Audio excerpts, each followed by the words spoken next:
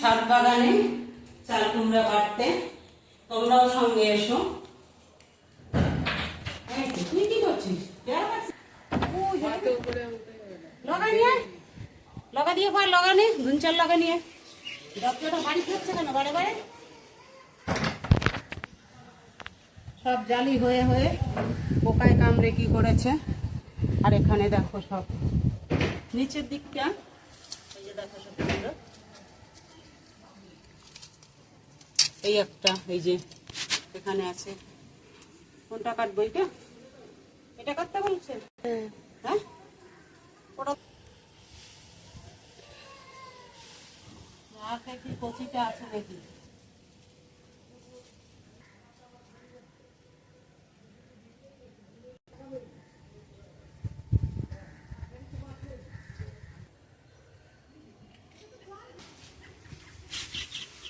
এখন এই কুমড়োটা কাটবো, চিংড়ি মাছ দিয়ে রান্না করব।